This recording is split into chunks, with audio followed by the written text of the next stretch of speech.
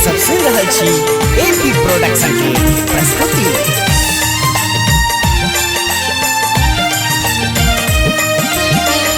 बीना बजेलो मैया मन हर से लो, हंस पे सवार भके मैया यहाँ एलो। बीना बजेलो मैया मन हर से लो, हंस पे सवार भके मैया यहाँ एलो। बिनती यहीं से करै छी हम सुनियो न मैया शारदा भवानी। बिनती यहीं से करै छी हम सुनियो न मैया शारदा भवानी। बीना बजेलो मैया मन हर से लो, हंस पे सवार भके मैया यहाँ एलो।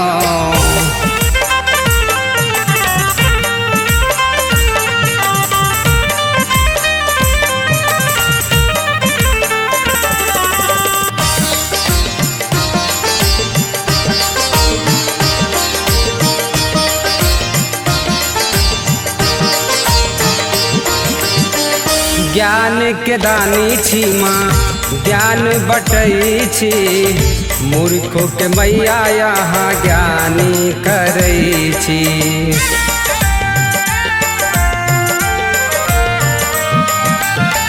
जेकरा पे मैया यहाँ कृपा करै छी, ज्ञान के दाता मैया जग में कहबै छी।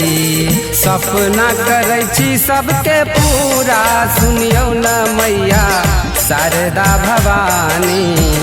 बीना बजेलो मैया मन हर से लो, हंस पे सवार भके मैया यहाँ एलो।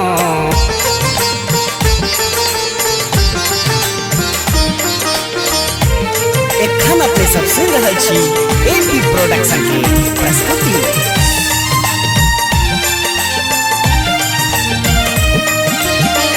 कमल बीच मैया यहाँ के रहै डेरा, हमरो जिंदगी में माँ को दिया सवेरा।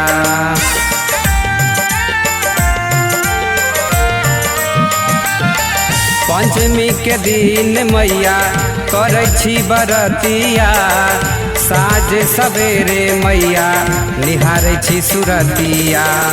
करैया देवेंद्र सिंह बखानी सुनियो न मैया शारदा भवानी। बीना बजेलो मैया मन हर से लो, हंस पे सवार भके मैया यहाँ एलो। बीना बजेलो मैया मन हर से लो, हंस पे सवार भके मैया यहाँ एलो। बिनती यहीं से करै छी हम सुनियो न मैया शारदा भवानी।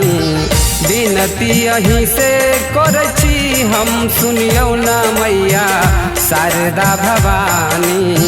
बीना बजेलो मैया मन हर से लो, हंस पे सवार भके मैया यहाँ एलो।